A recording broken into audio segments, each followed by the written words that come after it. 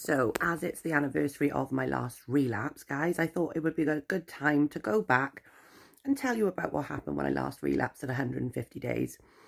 Um, because I think I need to get it out of my system as well and talk about it because I didn't really talk about it.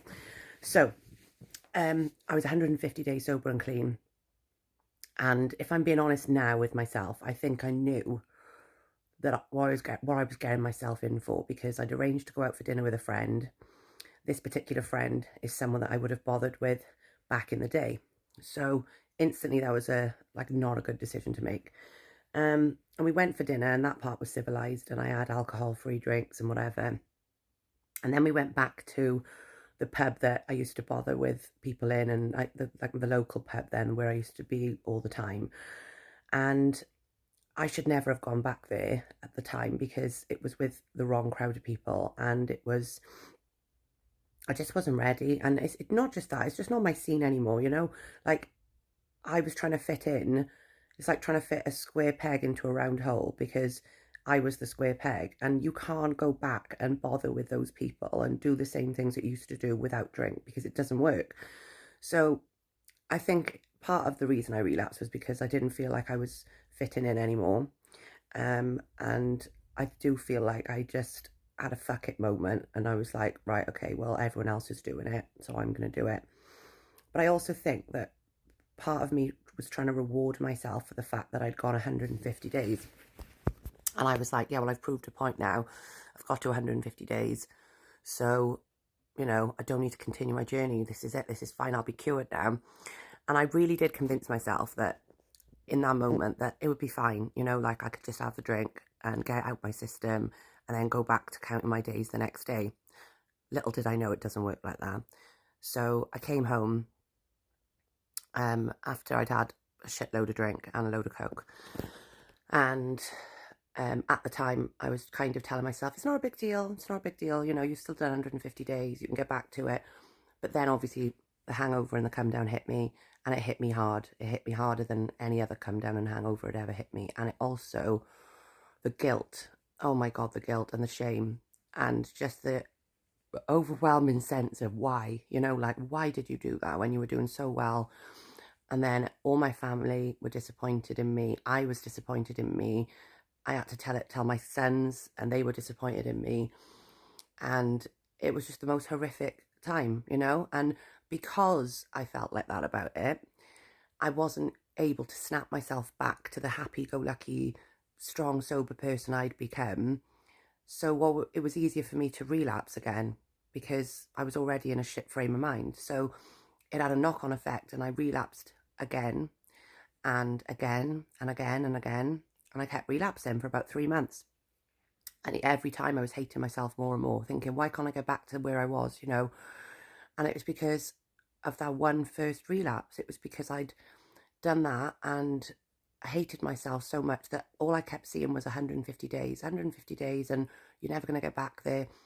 But you don't need to look at it like that. You need to try and tell yourself that it's just one day at a time. But, I'm all good for telling you this, guys. But when you're in it, I can tell you now, nothing's going to ease the guilt because you are going to feel like shit about yourself. And it doesn't matter what anyone else says. People were saying to me, yeah, you've still done really well. Accidents happen, blah, blah, blah. Doesn't bring much comfort when you know you fucked up. It doesn't. It just makes you kind of reiterates the fact that you're a fuck up. And that's how I felt about my relapse. I mean, I obviously know I learned a lot from that relapse now.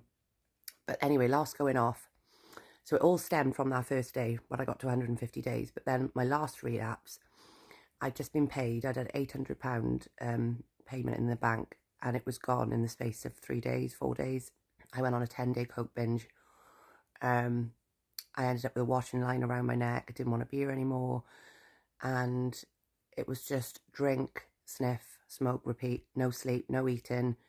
And I didn't want to come back down to earth because I was afraid of how I was going to feel. So I stayed up for as long as I could. But obviously what goes up must come down.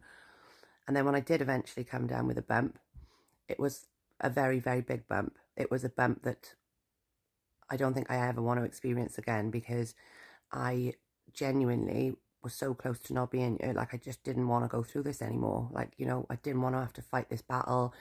I didn't want to be a shit mum. I didn't want to let the kids down anymore. All these different feelings were running through me, and this is why it's so important to me, guys, that I make this video and, you know, repeat this message, because it all stemmed from that one drink, that one pint that I had.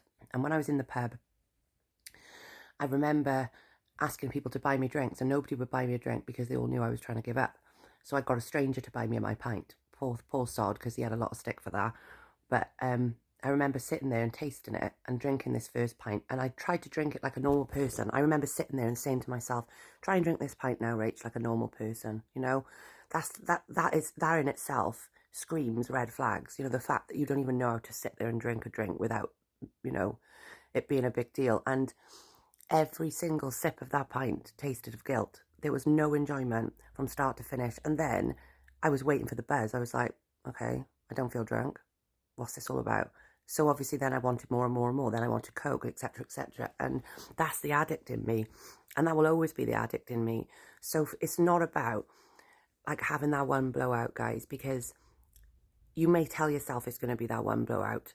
But the reality is, as soon as you get a taste for it again, it's so fucking hard to get off that hamster wheel, which is why it's so important for me not to go back now. Like, I know that I'm a lot stronger this time, but when I relapsed last time, I didn't have my shit together. I was still drinking non-alcoholic drinks. I was still trying to live my old life and still bother with the same people. And you have to change everything in order for it to stick, you know? And now I do things a lot differently. I don't bother with the same people. I don't go to the same places. And I don't drink alcohol-free drinks because I don't want to associate myself with the taste of alcohol ever again. Because if I associate myself with it, or if I kid myself that I'm drinking alcohol by drinking no Prosecco or whatever, all I'm doing is making it harder for myself, you know? And I feel a lot better just sticking to pop. But yeah, I just wanted you to know, guys, that before you relapse, if you are thinking of relapsing, just remember that it's not going to be that one blowout. And the likelihood is it's going to send you off onto a spiral. And it's going to take you a long time to get back out of it, because people very rarely snap their fingers and come back to being sober straight away. Like, I felt then that I needed to get out of my system. So I bloody stayed on the sesh for 3 months pretty much. And I know that if I was to relapse again, it would probably go on longer and longer and longer. And all the hard work I did in that last 150 days was gone. You know, like, all my money had gone, I'd saved, you know, all the relationships I'd spent ages building back up. They were all gone in a matter of an instant because of one stupid little fucking drink. And it really isn't worth it. So this is a message to myself. Well done, Rach, on your 150 days, but don't go back. And also just to let you guys know what it's like, you know, and when the feelings creep up, when you do relapse, the reality of a relapse is a lot worse than you think it's going to be, and it's a lot harder to get back out of. So just bear that in mind. Is it really worth it? Can you really get yourself back out of it? And how long are you going to be in that cycle for again?